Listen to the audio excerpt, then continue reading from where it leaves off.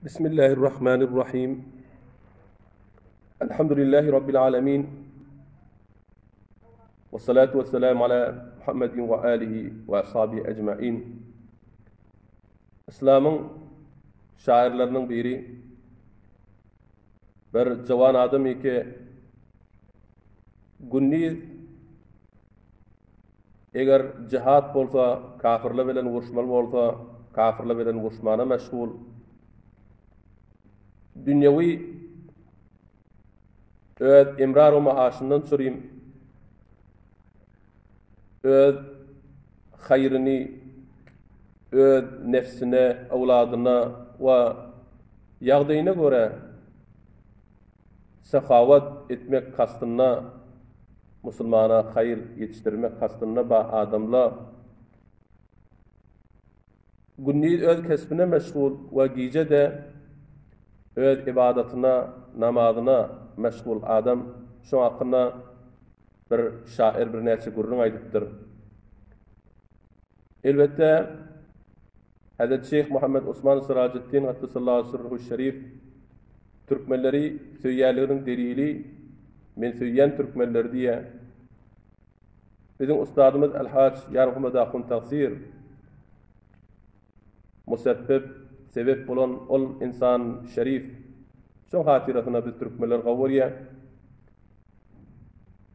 sonra da bir aydılyan gurrun Hazreti Şeyh Osman Siraceddin Türkmenler gavuriyalığının delili ola günniz öz kesbine meşgul ve gecede ibadete meşgul diye.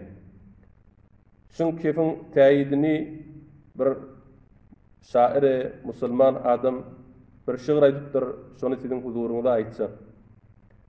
Şebabun dellelu subulal maali ve ma arafu sival islami dina. Ta'ahadahum fe enbetahum nebaten kerimen tabe fid dünya husuna. İza şehidul vaga kanu kumaten yedukkunal maaqil vel husuna. وإن جن المساء فلا تراهم من الإشفاق إلا ساجدين. كذلك أخرج الإسلام قومي شبابا مخلصا حرا أمينا وعلمه الكرامة كيف تبنى فيأبى أن يقيد أو يهونا. Müslüman cevallı bir cevallıdır ki ola bulend yolları teyit yerler. Derece verilen yolların içinden git yerler, derece verilen yolları kes yerler, git yerler, eva gaşin. Din ne o dünyada? Din ne o dünyada? Neyme zat Müslümana, İslam'a hayırlı zat? Dünyanı kesbedecek, kesbukar edecek, halk rızkı halal talep edecek, ondan sorayım. Ya ilm okuyacak, ilme zahmet çekecek, hadise, tefsire, nehve, serfe, belagata zahmet çekecek deyip baram git ya bir doktor git ya qawi ilme öğrenenip Germaniya, Almanya git ya Amerika her yere gidip bara ilme fizikini öz camiasına getiriyen ya bir mühendis ya bir öy beceriyen ya her bir iş bolsun git ya şon ilmini öğrenip geliyor. Ta'ahadahum fe'enbetahum nebata kerimen tabe fid dünya usuna. Ola Hudaý olary İslam terbiyet verdi. Ola İslam'ın terbiyetinin içinde.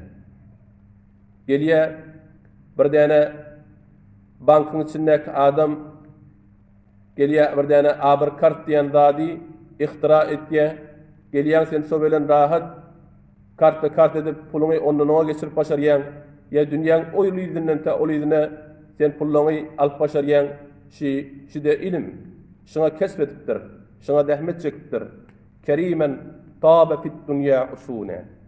Bunları İslam'ın terbiyetlerin adamları.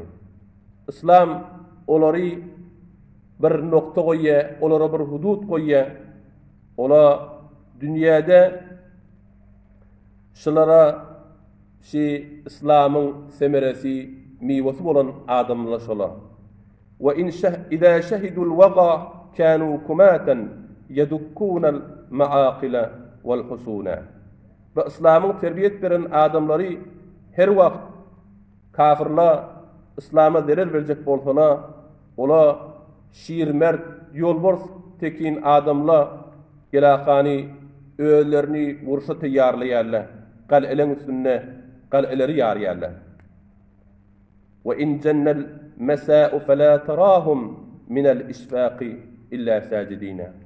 Yani İslam'ı terbiyet veren düktörlerini, İslam'ı terbiyet veren bankdar adamları, İslam'ı terbiyet veren alimlerini, ulemalarını, İslam'ın terbiyet veren tacirlerini, işleri tökönüp günniz icage tebdil bolan wagtlarına olary görýän ibadeti meşgul. İslam'ın jawan adamları şijire, İslam'ın gerçek musulman adamlar, yesirle, zinanalar, erkekle, bizim dinimiz dini İslam, dini musavat, dini insanperveri, on yanına zinana, erkek, her bir şogulla bolsun fark etmeye, olary şi şair İslam ewup aýtdy. Ola günnil işleri tökedelerinden sonra giýje secde edip ýagdaýda görersin. Kezalike ahrajal İslamu kavmi şebaban muhlisan hurran emina. İslam şüjre awadan din. İslam şüjre insanperver. Bir näçe jawallary erkeklerden, zenanalardan bir hur, azat, ona hiç kim öz kefini tehmil edip başaranak batıl keplerini, ola dine, öz doğurluğuna, öz terbiyet tapan ýagdaýlaryna amanetdar bolup İslam'a ve musulmanlara ve insanlara hizmet etýärler. Ve allamahul kiramet keyfe tubna feye'ba en yuqayyada ev yehuna. Bizim İslam'ımızın musulman jawallymyz şijire, olara biz kirameti öwretdik. Kiramet bilen terbiyet tapdylar. İnsanyň kirametini bilip, olara bir hudud belleme, batıl hudud belleme, ya olary günäge dahil edip, olary yalançy edip, olary ähdlerinden çykmak bilen olary zelil etmeklik olardan ol jawalla gaçýandyr. Hudaý tebarek we taala hemmemize tawfik bersin we jemii İslam'a we musulmanlara hizmet etken jemii jawallymyzdan we daýaw adamlarymyzdan hemmetinden teşekkür etýän.